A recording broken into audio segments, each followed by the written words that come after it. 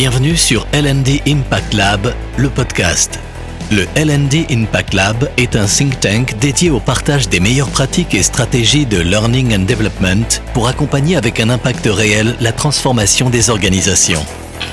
Au fil de nos épisodes, nous allons vous faire découvrir des projets, des personnalités, des collaborations qui ont pour point commun d'être particulièrement inspirants pour mener cette grande révolution que connaît actuellement le learning and development. L&D Impact Lab, le podcast qui va vous inspirer. Animé par Johanna Spiet. Bonjour à tous pour ce troisième épisode avec Bernard Leblanc-Tierney, Enterprise Sales Director Europe chez CrossKnowledge. Nous avons le plaisir de recevoir Corinne Anish-Ribeiro, Head of Group Learning chez Legrand, pour parler gouvernance du L&D. C'est parti. L&D Impact Lab, un podcast proposé par Lozam et CrossKnowledge. Bonjour Bernard, merci d'être avec nous pour ce troisième épisode de notre série de podcasts. Bonjour Johanna. Bonjour Corinne, absolument ravie de vous avoir à nos côtés pour ce nouvel épisode. Bonjour à tous les deux. Aujourd'hui, nous parlons donc gouvernance du L&D et des meilleurs modèles d'organisation pour plus d'impact sur la stratégie des organisations. Un enjeu stratégique, notamment à l'heure de l'accélération de la transformation digitale. Commençons par la gouvernance du L&D. Quels sont les enjeux et les challenges que vous rencontrez pour organiser et animer les parties prenantes du L&D ? Corinne. Alors, avant d'évoquer les enjeux auxquels nous sommes confrontés en termes d'animation du L&D, je voudrais revenir au départ, à la genèse. L'enjeu pour le groupe Legrand était de donner accès à la formation à tous les collaborateurs du groupe, de manière à ce qu'ils puissent se former n'importe où, n'importe quand, sur ce qu'ils voulaient. Donc nous avons vraiment fait le choix d'une démocratisation de la formation digitale. Concernant les parties prenantes du L&D, donc qui constituent cette communauté, en fait, on les a associées dès le départ du projet, dès la genèse, à la réflexion des objectifs, de la stratégie que nous voulions mettre en œuvre. Et donc, par là même, ça a constitué notre terreau de départ de cette communauté L&D. Aujourd'hui, dans cette communauté L&D, l'enjeu majeur pour nous est de trouver le bon positionnement entre un modèle que nous appelons très souvent le modèle glocal, entre le global et le local. J'y reviendrai, si vous le voulez, plus en détail après. Ce sera parfait. Bernard, ton éclairage. La gouvernance du L&D et tous les sujets de gouvernance, ce sont des sujets complexes. Ils sont complexes parce qu'ils touchent le cœur même de l'organisation. Et quel que soit le sujet dont on parle, et notamment dans les sujets tech ou digitaux, une large part du déploiement et du succès du déploiement de ces solutions tient à la manière dont on le pilote et dont on le gouverne. J'étais justement à Vivatech samedi dernier, et lorsqu'on parle avec des patrons de start-up qui réussissent, ils disent tous qu'ils ont surtout trouvé la bonne façon de faire coller leurs solutions avec l'organisation de leurs clients. Donc on voit bien que c'est un sujet de gouvernance et de pilotage, presque plus que de technologie et de user experience. Alors cela étant dit, lorsqu'on regarde la manière dont les organisations prennent leurs décisions et donc gouvernent leurs projets, il y a quand même un changement assez radical qui s'est opéré ces 2 dernières années. Jusqu'alors, les organisations prenaient des décisions sur la base de modèles qui étaient déjà connus, qui étaient déjà éprouvés. Et depuis le Covid, on constate qu'elles n'ont d'autre choix que de le faire de manière beaucoup plus projective, c'est-à-dire sur la base de projections, justement, donc non encore confirmées par l'expérience. Et donc, c'est à la fois un challenge et un paradoxe, parce que on est dans un contexte où ces mêmes organisations sont de plus en plus réticentes à la prise de risque. Et ce paradoxe, justement, il faut le conjuguer à travers le bon modèle de gouvernance, c'est-à-dire un modèle de gouvernance qui colle à ces enjeux et aux enjeux de l'organisation. Et justement, sur ces modèles d'organisation du L&D, est-ce que tu peux nous permettre de prendre un peu de hauteur ? Oui, on y reviendra un peu plus tard avec l'exemple de Legrand, mais il n'y a pas vraiment de modèle unique. Il y a probablement un modèle par enjeu ou même par organisation. C'est là que ça devient marrant, parce que sinon ça serait pas drôle. Et peut-être même qu'on peut dire, ouvrir une petite parenthèse et dire que c'est bien de s'appuyer aussi sur des partenaires qui ont de l'expérience et qui, à force d'avoir vu des clients déployer leurs propres projets, aident à prendre un peu de recul. Bon. Message subliminal mis à part, on peut tout de même évoquer quelques grands principes. Tout d'abord, on peut rappeler que l'objectif d'une gouvernance, c'est de servir la stratégie et de manager le changement. Bon. Et aujourd'hui, cette stratégie, elle s'appuie essentiellement sur ce que Peter Drucker, dans les années 90, appelait déjà le knowledge worker. Qu'est-ce qu'il disait ? Il expliquait à l'époque que la plus importante contribution du management au XXe siècle avait consisté à multiplier par 50 la productivité du travailleur manuel. Et que, en projection, la plus importante contribution du management au XXIe siècle sera d'accroître de façon à peu près similaire la productivité du travailleur intellectuel, ce qu'il appelait donc le knowledge worker. Donc l'actif clé de l'entreprise du XXe siècle, c'était les biens d'équipement, et l'actif clé des entreprises du XXIe siècle sera leurs travailleurs intellectuels et leur productivité. Donc par extrapolation, les organisations se sont dans le passé organisées et ont dans le passé organisé leur gouvernance autour de leur processus de production, et aujourd'hui elles doivent le faire autour plus de la qualification, de la motivation, de l'alignement de leurs collaborateurs sur les stratégies d'entreprise. Et pourtant, on voit que c'est là que le bât blesse, parce que, étude après étude, on constate qu'une très faible part des personnes qui sont sondées déclarent comprendre parfaitement les objectifs de l'entreprise et surtout les raisons de ces objectifs, et qu'une part encore plus faible, qui dépasse rarement les 10 ou 15% selon les sondages, une part donc très faible des collaborateurs pensent que leur organisation leur donne les moyens d'exécuter les objectifs qui leur sont confiés. Donc on voit bien qu'en termes de cascading managérial et donc d'organisation et de gouvernance, il y a quelque chose qui colle pas. Alors Corinne, de façon concrète, donc vous avez choisi le modèle Glocal chez Legrand. Est-ce que ce modèle allie bien cohérence et agilité ? Comment il se déploie concrètement et comment accompagnez-vous les équipes L&D dans ce modèle ? Alors peut-être que j'aimerais revenir rapidement sur ce qu'évoquait Bernard. Effectivement, pourquoi est-ce qu'on a choisi chez Legrand le modèle Glocal ? C'est parce que ça répondait vraiment à un besoin lié au business. C'était la manière dont l'organisation fonctionnait. Nous sommes une organisation avec des pays qui ont une très grande autonomie en termes de business. Ils ont la maîtrise de leur PNL. Et donc forcément, cette autonomie, elle devait se répercuter dans le modèle que l'on a choisi pour porter la formation. Alors, le Glocal chez Legrand, qu'est-ce que ça veut dire d'autre ? Ça veut dire, si on reprend la partie globale, le groupe, le central, le corporate, va rédiger une feuille de route, en principe annuelle, qui va porter les grands enjeux stratégiques du groupe à l'année. Si je prends l'exemple en 2022, on a changé de feuille de route RSE, et ça faisait partie de la feuille de route formation dans l'université digitale que de mettre en place toute une batterie de dispositifs pour faire monter en compétences et en compréhension tous les collaborateurs du groupe sur ce qu'était la RSE, ce qu'était l'environnement, ce qu'était l'économie circulaire, ce qu'était la neutralité carbone. Parce que si on ne comprend pas ce que c'est, de ce dont on parle, on ne peut pas comprendre les objectifs que fixe une entreprise. Donc ça, c'est le rôle du corporate, c'est fixer une feuille de route qu'elle va porter et mettre à disposition de tous les pays. Et le local, il est extrêmement important parce qu'il fait appel à l'expertise et à la compétence que chaque pays dispose en autonomie. C'est cette capacité que peut avoir le pays à enrichir l'offre du groupe par son offre locale, du fait de conditions linguistiques différentes, culturelles, du fait d'expertises différentes, parce qu'elles vont porter peut-être des gammes de produits différentes.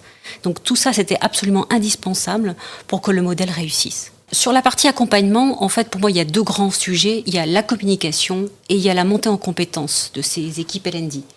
Alors la communication, elle est extrêmement importante et quand je dis communication, c'est également partage d'expérience. Je mets un petit peu l'un avec l'autre. Elle passe par l'organisation d'abord d'un cadre très, j'ai envie de dire, formel. C'est-à-dire qu'on ne décrète pas qu'une communauté L&D existe, il faut la mettre en place. Et cette mise en place, pour moi, elle passe par des événements très structurants comme des réunions trimestrielles sur la feuille de route, des réunions trimestrielles avec les grands pays majeurs du groupe en one-to-one, parce qu'on n'exprime pas la même chose en tête-à-tête que ce qu'on exprime en groupe collectif complet. Des newsletters régulières de la part du groupe vers les pays. Et en plus, des événements un petit peu, j'ai envie de dire, événementiels, 2 fois par an, des Learning Week, que le groupe organise de A à Z et met à disposition de tout le groupe. Donc tout ça, c'est vraiment le côté très formel, et dans lequel le groupe va vraiment mettre en place des moyens pour formaliser cette proposition. Et ensuite, il y a ce que j'appellerais la communication plus informelle. Et là, elle va passer par des outils, ceux que le groupe utilise dans son quotidien. Chez nous, c'est Teams. Et du coup, en fait, je parlais de la genèse où on avait impliqué les gens. À partir du moment où vous rencontrez les gens de manière fréquente, de manière formelle, il va se créer un collectif. Et il y aura bien évidemment la création d'une communication informelle qui va se faire via le biais de ces outils un peu plus discussion spontanée tels que Teams. Et là, aujourd'hui, pour nous, c'est un constat, ça marche. Alors, le deuxième axe que j'ai mentionné, c'est la montée en compétences. Je pense que le rôle d'une fonction groupe comme la nôtre, c'est également de faire monter en compétences la communauté L&D. Donc, c'est de les accompagner de manière à ce qu'ils aient la capacité à tenir leur rôle en local. Donc, ça va être dans la création de contenu, dans la création de parcours, dans la compréhension de la feuille de route, dans la compréhension de tout ce qu'on met à leur disposition. Et là-dessus, on travaille bien évidemment avec nos partenaires Cross Knowledge, parce qu'on monte des formations à la carte en fonction des besoins qu'ils expriment. Et si je prends par exemple, j'ai eu une call avec le Brésil la semaine dernière, qui voulait qu'on les fasse monter en compétence sur leur capacité à créer du parcours en local. Et bien du coup, on va faire une petite formation montée à la carte avec Cross Knowledge, en digital pur, pour pouvoir répondre à ce besoin. Ça fait partie, je pense, du rôle du groupe. Bernard, peut-être une conclusion intermédiaire sur cette gouvernance et à quoi doivent répondre ces fameux modèles. Oui, et c'est bien de le dire comme ça, ces fameux modèles, en tout cas, parce qu'il n'y a pas, encore une fois, il n'y a pas un modèle, mais il y a un bon modèle par rapport à une organisation, et on voit que celui de Legrand fonctionne bien. C'est pour ça que, oui, en conclusion intermédiaire, je parlerai plus de principes à partager que de modèles. Et au-delà de principes, peut-être d'objectifs qui sont probablement invariables en fonction des modèles qu'on va déployer. Et j'en citerai 5.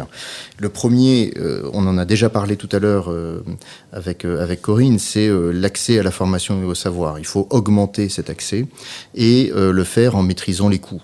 Parce qu'on imagine mal développer la performance des travailleurs intellectuels dont on parlait tout à l'heure, sans les aider à développer les compétences requises. Et cette augmentation de l'accès au savoir, dans le contexte actuel, il doit se faire à coût constant, voire en diminution. Donc en somme, comme disent les Américains, to do more with less.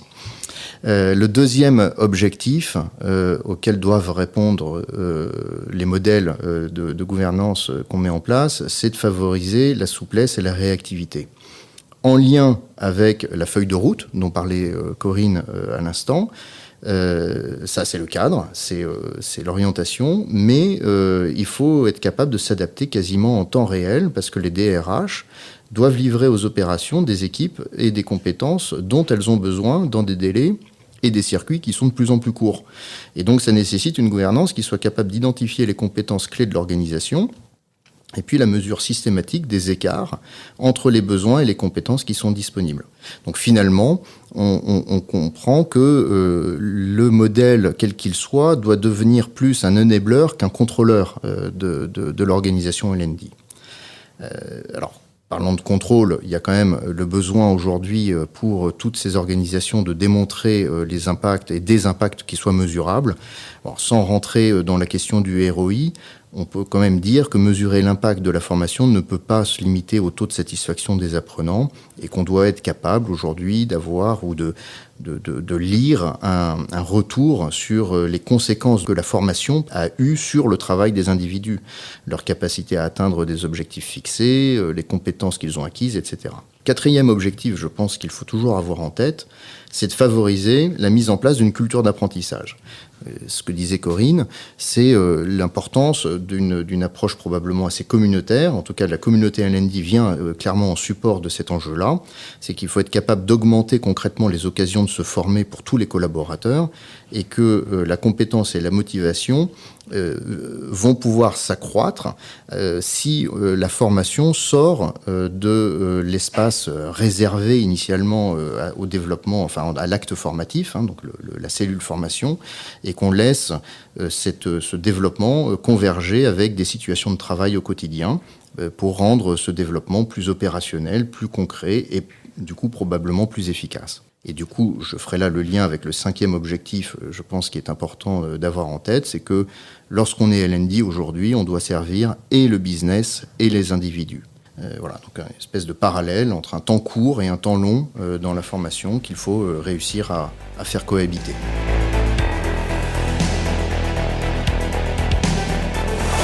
L&D Impact Lab, le podcast. Parlons maintenant digitalisation.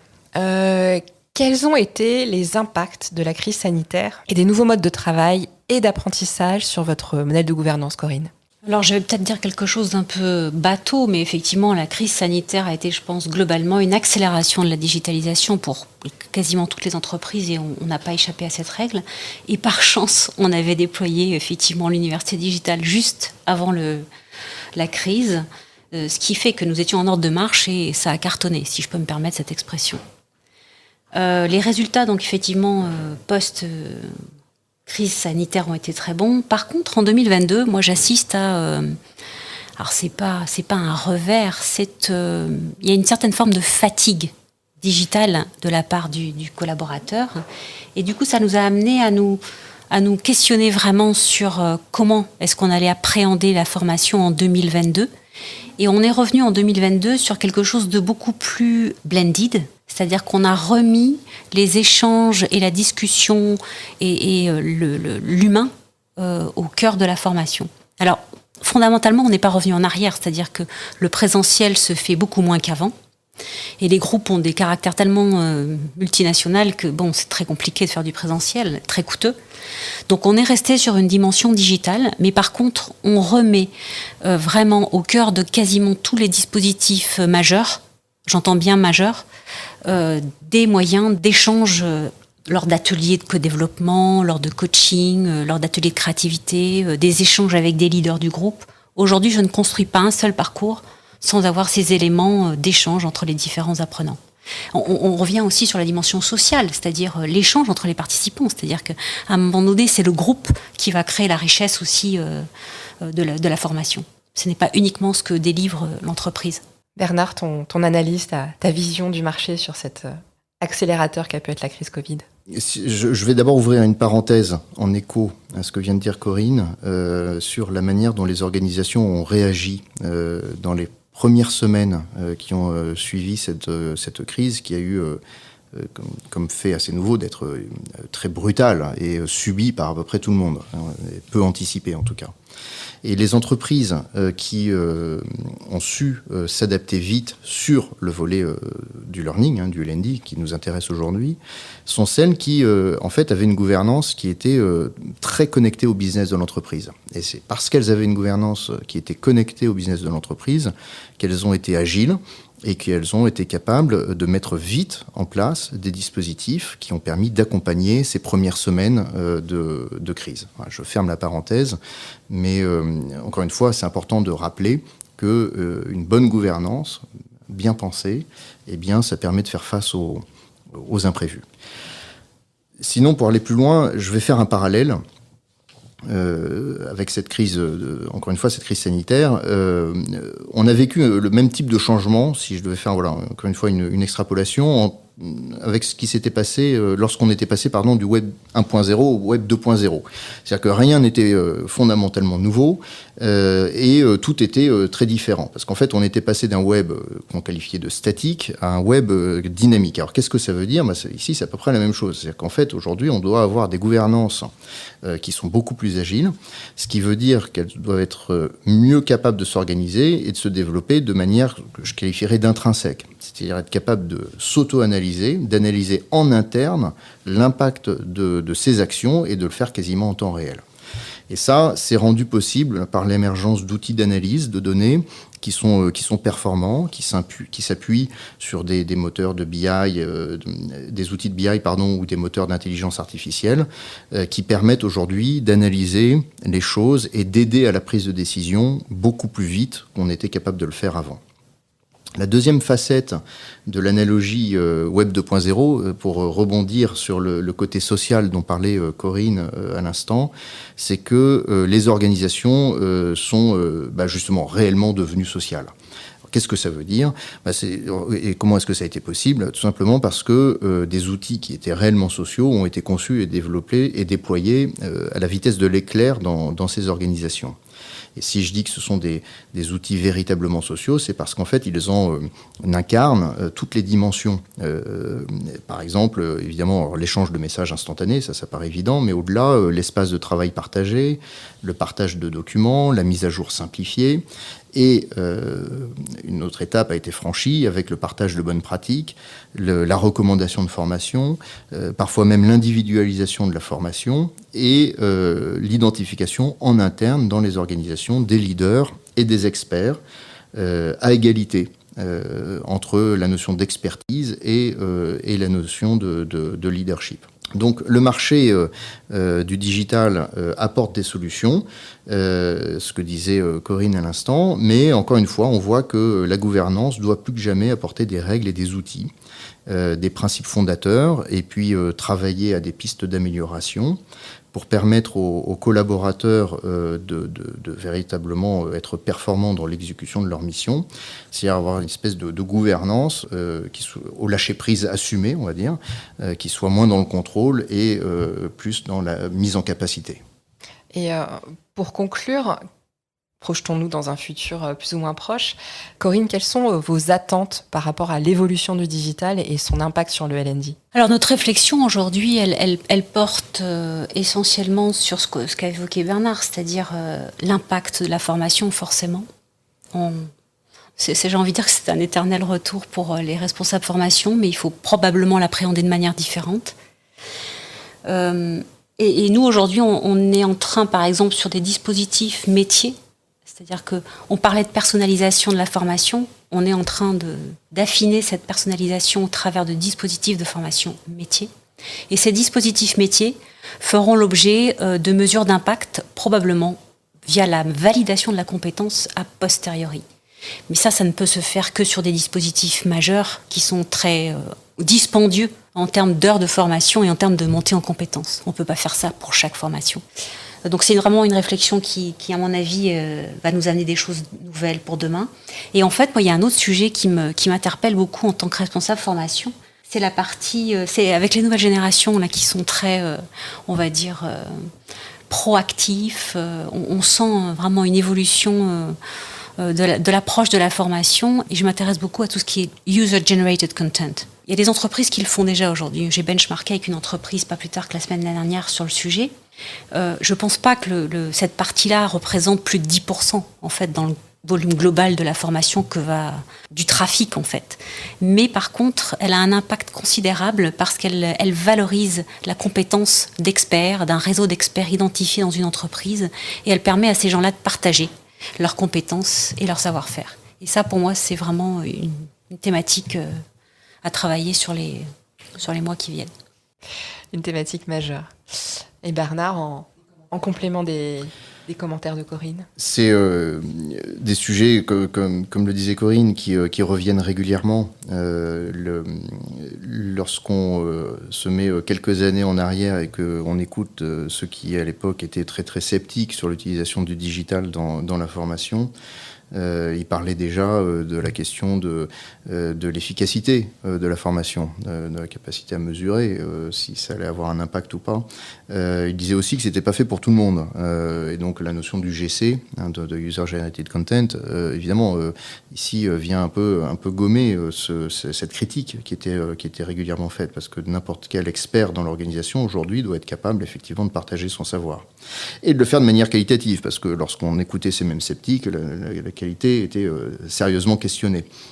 Et puis ils allaient même au-delà, ils disaient que ça conduisait à l'isolement des apprenants, que c'était trop cher, que c'était probablement trop complexe, bon, etc., etc. Donc ces sujets et ces images ont la vie dure. Et c'est probablement pas né de nulle part. Alors, pour aller plus loin, on voit quand même qu'aujourd'hui, ce qui a pu manquer aux organisations qui ont eu des difficultés à prendre le virage digital, c'était directement lié à la gouvernance ou un manque de gouvernance dans les projets de digital learning qu'ils déployaient. Et Donc pour répondre à la question qui est celle de comment regarder demain à une formation digitale de plus en plus efficace, eh bien peut-être qu'effectivement, et Corinne vient d'ouvrir la porte, c'est la question de la définition des indicateurs, des KPI qui permettront de mieux piloter la formation et de renforcer en fait la gouvernance du LND, qui est probablement l'axe d'amélioration principal sur lequel il faut travailler dans les années qui viennent. C'est le mot de la fin. Merci à tous les deux. Corinne pour ce partage inspirant et concret, et à toi Bernard Cross Knowledge qui nous accompagne dans cette superbe aventure du L&D Impact Lab. Merci à vous qui nous écoutez et à bientôt. Retrouvez tous les épisodes de L&D Impact Lab, le podcast ainsi que le programme du think tank sur www.ldImpactlab.com. Nous espérons que cet épisode aura nourri vos réflexions. À très bientôt.